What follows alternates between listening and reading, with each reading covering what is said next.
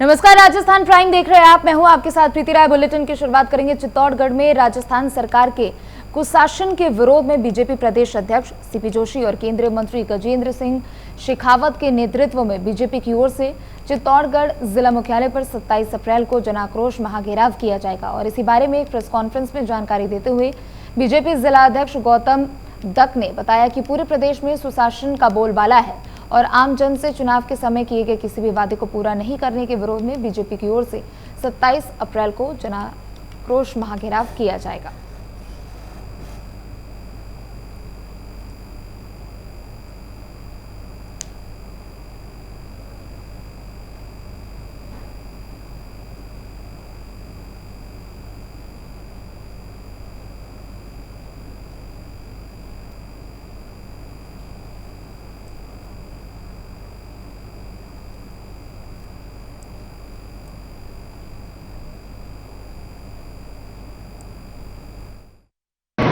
निश्चित रूप से कार्यकर्ताओं में पूरा उत्साह देखने को मिला है। हम मंडल स्तर पे भी गए हैं कार्यकर्ताओं के बीच में, जनता के बीच में।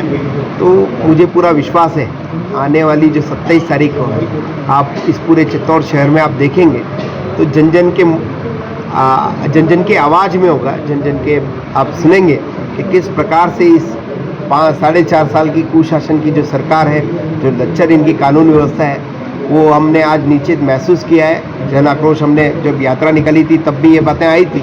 अभी पुनः जब हम इस मंडल स्तर पर गए थे इस कार्यक्रम को लेकर के, तो कार्यकर्ता जो है वो यहाँ मुखर है और वो निश्चित रूप से इस कार्यक्रम में आएगा और अपनी बात रखेगा और इस सोई हुई सरकार को जगाने का काम करेगा।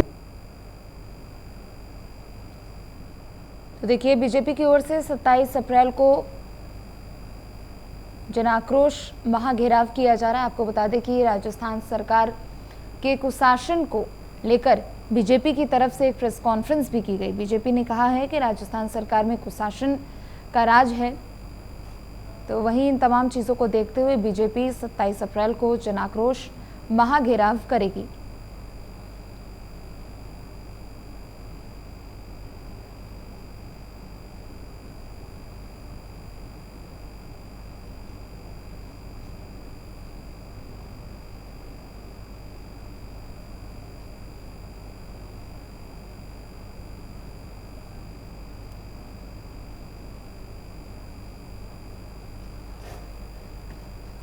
ज्यादा जानकारी के लिए गोपाल चतुर्वेदी हमारे साथ जुड़ चुके हैं। गोपाल, देखिए 27 अप्रैल को बीजेपी की तरफ से जन आक्रोश घेराव किया जाएगा। राजस्थान सरकार के विरोध में ये जन आक्रोश घेराव किया जाएगा। बिल्कुल प्रीति, यहाँ पर जब जैसे जैसे चुनाव नजदीक आ रहे हैं तो विपक्षी पार्टी भाजपा जो है सरकार पर हमलावर होती जा रही है और कैसे न कैसे करके अपने आप को अच्छा साबित करके और जो सरकार है उनकी योजनाओं को कैसे न कैसे क्रिटिसाइज करने के मूड में है। और ऐसा ही यहाँ पर कल चित्तौड़गढ़ में देखने को मिलेगा, जिसमें भाजपा प्रदेश अध्यक्ष सीपी जोशी और केंद्रीय मंत्री गजेंद्र सिंह शेखावत की उपस्थिति में यहाँ पर जन आक्रोश महाघेराव का कार्यक्रम रखा गया है, जिसके लिए भाजपा ने सभी तैयारियां लगभग पूरी कर ली है। और इस पूरे महाघेराव के अंदर 5,000 से अधिक लोगों को इकट्ठा करने की जिम्मेदारी कुल मिलाकर के चित्तौड़गढ़ सांसद सीपी चंद्रपाल सिंह राठिया की लग रही है, क्योंकि जिनका यहाँ पर काफी होल्ड माना जा रहा है। प्रीति, बताना चाहूंगा यहाँ पर कि जिस तरह से कल पत्रकार वार्ता में जिला अध्यक्ष गौतम दत्त ने भी कहा है कि जिस तरह से 4.5 साल प्रदेश में कांग्रेस शासन के निकले हैं, तो कहीं न कहीं सबसे ज्यादा अत्याचार महिलाओं और बालिकाओं को हुआ है। इसके अलावा आपराधिक घटनाओं में वृद्धि हुई है, कानून व्यवस्था चौपट हुई है। तो इन सबके विरोध में पूरे प्रदेश में यहाँ पर जन आक्रोश महाघेराव किया जा रहा है। इसी चलते चित्तौड़गढ़ में भी कल यहाँ पर जन आक्रोश महाघेराव का आयोजन किया जाएगा। ऐसी आशा की जा रही है कि पुलिस प्रशासन काफी मुस्तैद रहेगा पूरे कार्यक्रम के दौरान, क्योंकि राजसमंद जिले के अंदर भाजपा की जो जन आक्रोश महाघेराव हुआ था उस समय भी कहीं न कहीं तो पुलिस प्रशासन से चूक हुई थी, उन्होंने लाठीचार्ज भी वहां पर किया था। ऐसा कोई कदम यहाँ पर पुलिस प्रशासन उठाने के मूड में नहीं है, क्योंकि कहीं न कहीं सरकार के खिलाफ ये माहौल जाएगा अगर लाठीचार्ज होता है तो। प्रीति, चलिए ठीक है गोपाल, बहुत बहुत शुक्रिया आपका जानकारी देने के लिए।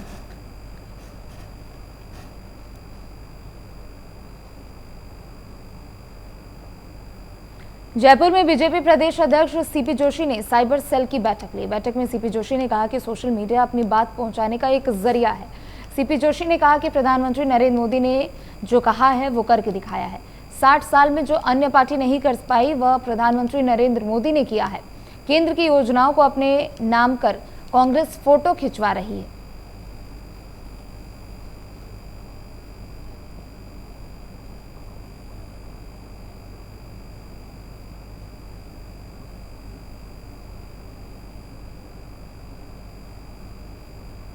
तो खबर जयपुर से, जहां बीजेपी प्रदेश अध्यक्ष सीपी जोशी ने सोशल मीडिया के साइबर सेल को लेकर बैठक की। आपको बता दें कि इस दौरान उन्होंने कहा कि सोशल मीडिया एक बहुत बड़ा जरिया है अपने बातों को पहुंचाने के लिए, और ऐसे में प्रधानमंत्री नरेंद्र मोदी की तारीफ करते हुए भी उन्होंने कहा कि पिछले 9 सालों में प्रधानमंत्री ने जो भी किया है वो पिछले 60 सालों में कोई भी पार्टियां नहीं कर पाई है।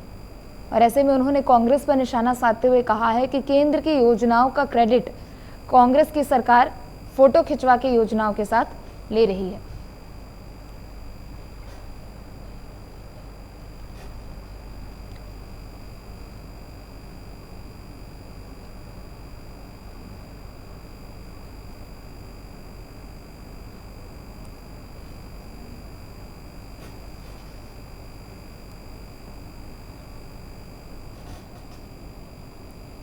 तो चलिए खबर पर और भी अधिक जानकारी के लिए सुमन हमारे साथ जुड़ चुकी है।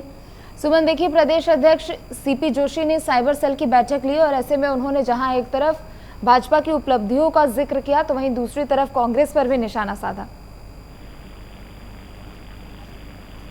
जी प्रीति, कांग्रेस पर आज निशाना साधकर आज सीपी जोशी ने जो बताया गहलोत सरकार पर कि कॉलेज शिक्षा, स्कूल शिक्षा केंद्र योजनाओं को लेकर सभी पर उन्होंने आज हेलो जी सुमन, आप अपनी बात पूरी कीजिए।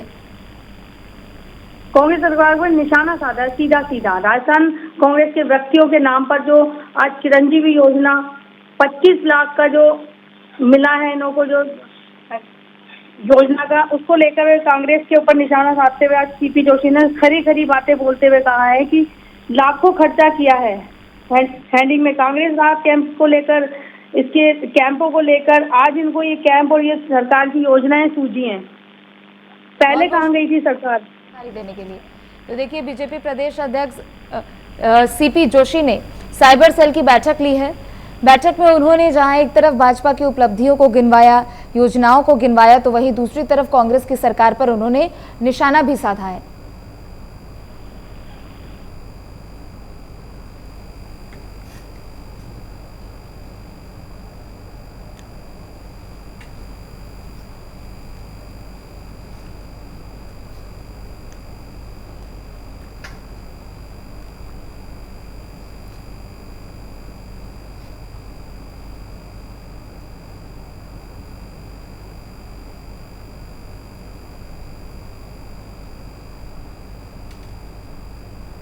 तो वहीं धौलपुर में विकास कार्यों की पट्टिकाओं का शिलान्यास और डॉक्टर भीमराव अंबेडकर की शोभा यात्रा में शामिल होने के लिए पीडब्ल्यूडी मंत्री भजन लाल जाटव और विधायक गिरिराज सिंह मलिंगा पहुंचे।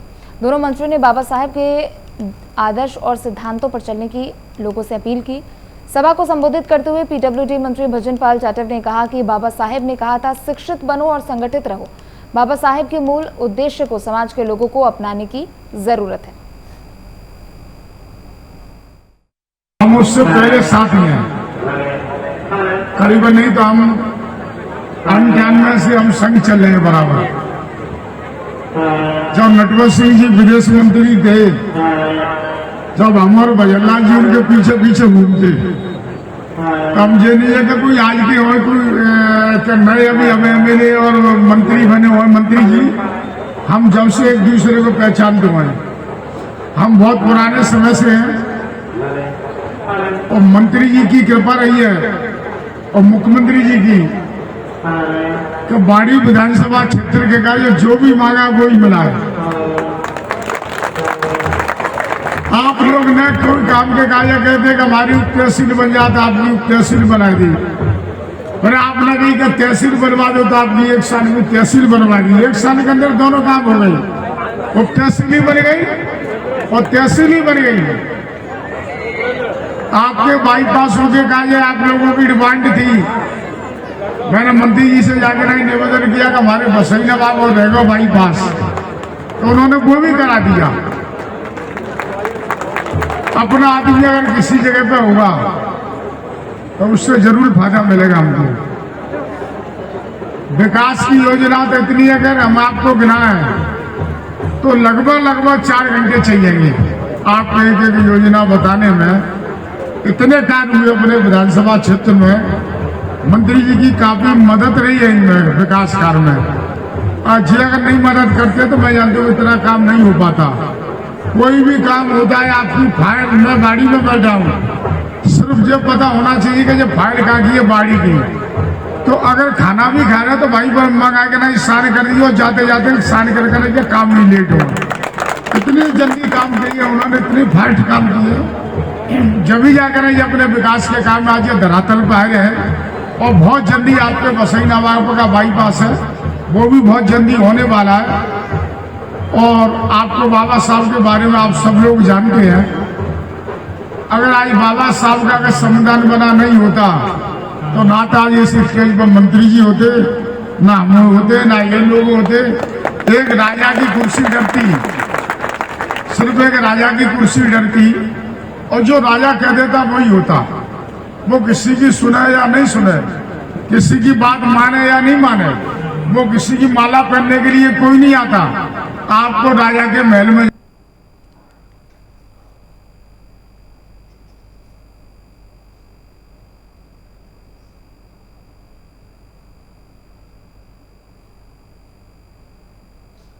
तो चलिए आपको सीधे कर्नाटक के विजयपुरा लिए चलते हैं, जहां मुख्यमंत्री योगी आदित्यनाथ विधानसभा के चुनाव को लेकर प्रचार प्रसार कर रहे हैं और ऐसे में एक विशाल जनसभा को संबोधित कर रहे हैं।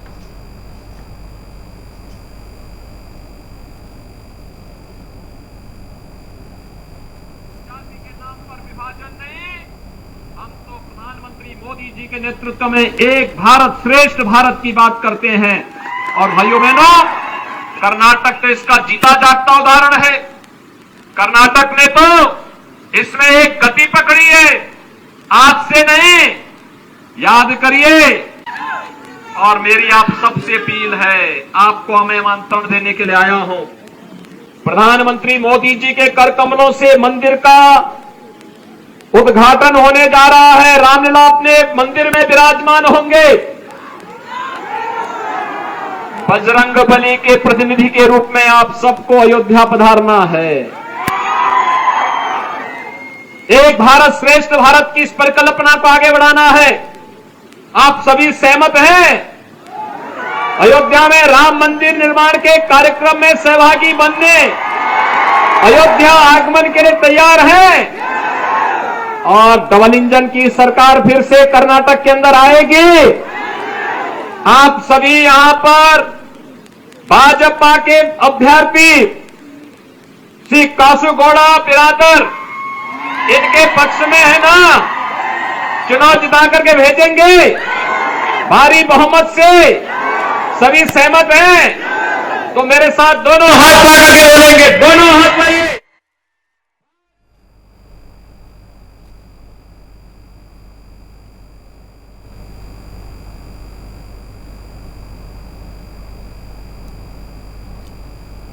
तो देखिए, कर्नाटक के विजयपुरा से मुख्यमंत्री योगी आदित्यनाथ को सुन रहे थे आप। आपको बता दें कि मुख्यमंत्री योगी आदित्यनाथ मिशन दक्षिण पर है इस वक्त। कर्नाटक में अगले महीने विधानसभा चुनाव होने हैं, 2 चरणों में विधानसभा चुनाव होने हैं और ऐसे में बीजेपी ने जो स्टार प्रचारकों की लिस्ट जारी की थी उसमें मुख्यमंत्री योगी आदित्यनाथ को स्टार प्रचारक के रूप में शामिल किया था। मुख्यमंत्री योगी आदित्यनाथ को देश भर के हर राज्य में पसंद किया जा रहा है। उनकी हिंदुत्ववादी छवि जो है उसे लेकर उनकी काफी ज्यादा सराहना की जाती है। और ना सिर्फ उनकी छवि की, बल्कि उत्तर प्रदेश में जिस तरीके से कानून की व्यवस्था हो, गुंडा राज पर जिस तरीके से योगी सरकार काम कर रही हो, या फिर जीरो टॉलरेंस की जो नीति है, कहीं ना कहीं उससे और भी सभी प्रदेश प्रभावित हुए और योगी मॉडल का बार बार जिक्र किया जाता है। तो ऐसे में कर्नाटक के मिशन पर मुख्यमंत्री योगी आदित्यनाथ और विजयपुरा से सीएम योगी के संबोधन को आपने सुना।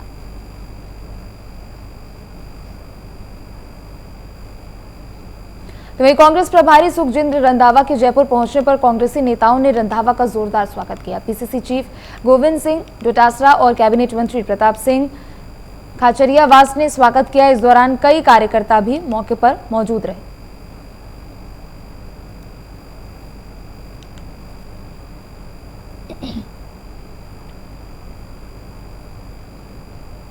आरक्षण की मांग को लेकर पिछले 6 दिनों से सैनी समाज आंदोलन पर है। आरक्षण की आंच अब कोटा तक पहुंच चुकी है। आरक्षण की मांग को लेकर कोटा में सैनी समाज ने रैली निकाली। कलेक्ट्रेट पर प्रदर्शन कर सीएम के नाम जिला प्रशासन को ज्ञापन भी सौंपा है। सुसाइड करने वाले साथी के परिजनों को आर्थिक सहायता देने की भी इस दौरान मांग की गई है।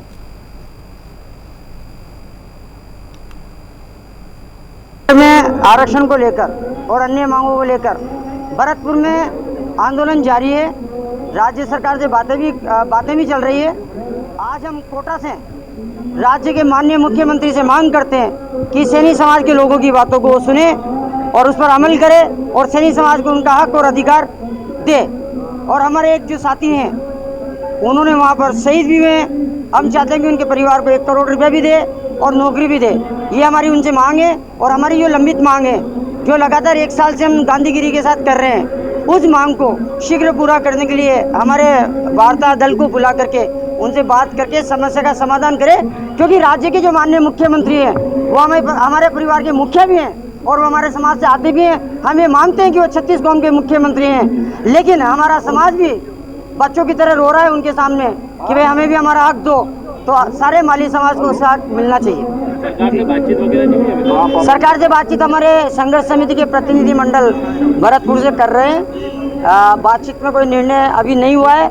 बातचीत में निर्णय होने तक आंदोलन जारी रहेगा। आज कोटा में माननीय जिला कलेक्टर महोदय को हम ज्ञापन देंगे। धौलपुर में आमजन को महंगाई से राहत देने के लिए राज्य सरकार ने निर्देशानुसार जन कल्याणकारी योजनाओं का लाभ देने के लिए और साथ ही महंगाई राहत कैंपों का आयोजन जिले भर में 24 अप्रैल से शुरू हुआ है। महंगाई राहत कैंप का आगाज होते ही सैपऊ उपखंड कार्यालय के सामने लाभार्थियों की भारी भीड़ भी उमड़ पड़ी।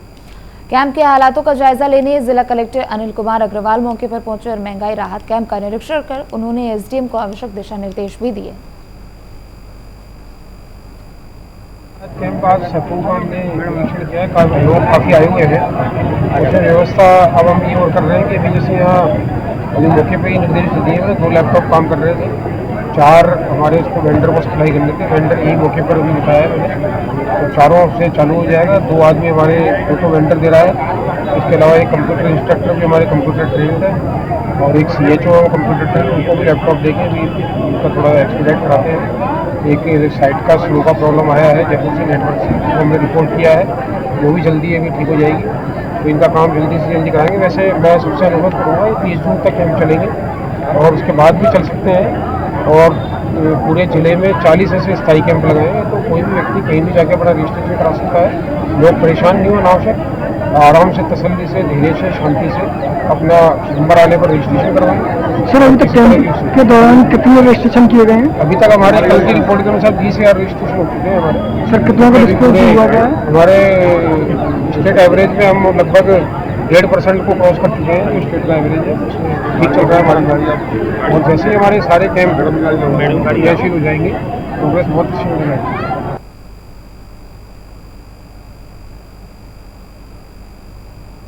तो वही झालावाड़ जिले की पुलिस ने अवैध मादक पदार्थ तस्करी के खिलाफ बड़ी कार्रवाई को अंजाम दिया है। पुलिस ने 850 ग्राम स्मैक, 100 ग्राम अफीम के साथ तस्कर को भी गिरफ्तार किया है। मादक पदार्थ की अंतर्राष्ट्रीय बाजार में कीमत 1.5 करोड़ रुपए बताई जा रही है।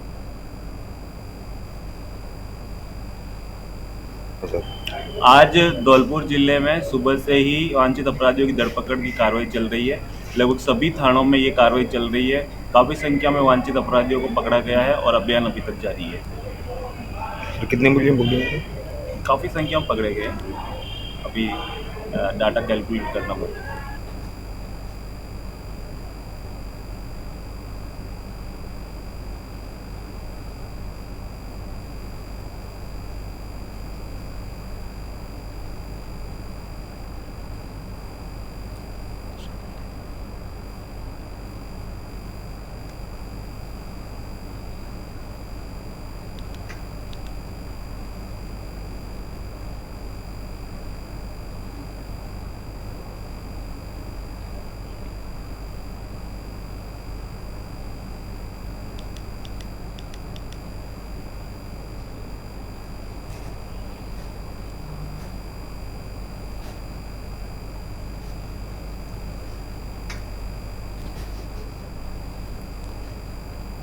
तो वहीं झालावाड़ जिले की पुलिस ने अवैध मादक पदार्थ तस्करी के खिलाफ बड़ी कार्रवाई को अंजाम दिया है। पुलिस ने 850 ग्राम स्मैक, 100 ग्राम अफीम के साथ तस्कर को गिरफ्तार किया है। मादक पदार्थ की अंतर्राष्ट्रीय बाजार में कीमत 1.5 करोड़ रुपए बताई जा रही है।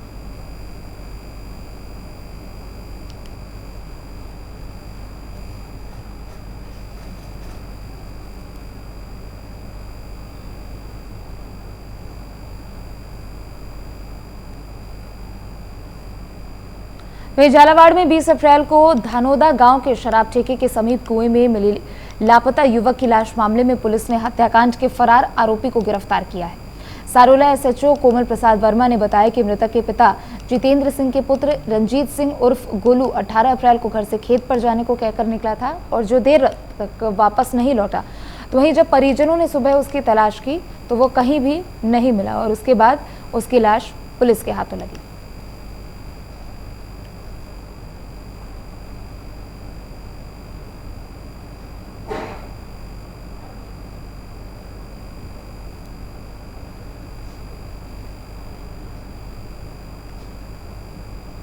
तो वहीं कोटा में नीट की तैयारी कर रही एक स्टूडेंट ने सुसाइड कर लिया। उसने एक हॉस्टल के रूम में फांसी लगा ली।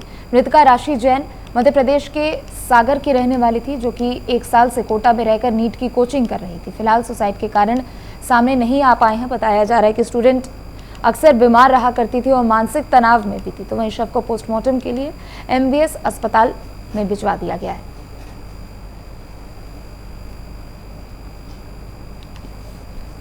सर, मैं जवाहरनगर थाने पे मेरी ड्यूटी थी। 10:30 करीब हमें सूचना मिली कि भाई A सेक्टर तलवंडी में जैन मंदिर के पास एक बालिका ने फांसी लगा के आत्महत्या कर ली।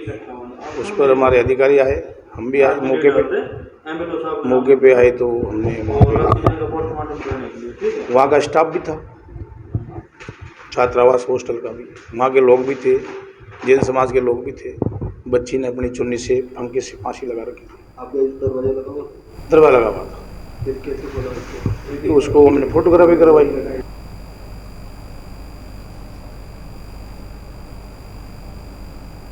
झालावाड़ जिले के खानपुर उपखंड क्षेत्र में मौसम का मिजाज बदला है, जिसके चलते तेज आंधी के साथ बारिश हुई है।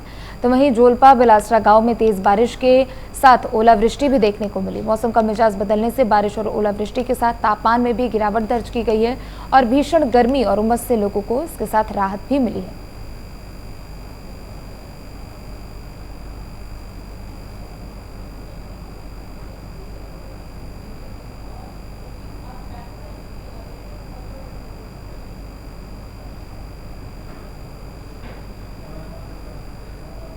तो खबर झालावाड़ से है, जहां तेज आंधी के साथ बारिश भी हुई है। आपको बता दें कि कुछ क्षेत्रों में बारिश के साथ ओलावृष्टि भी हुई। हालांकि लोगों को गर्मी से इस दौरान राहत भी मिली। तो चलिए फिलहाल इस बुलेटिन में सिर्फ इतना ही। आप देखते रहें प्राइम न्यूज़।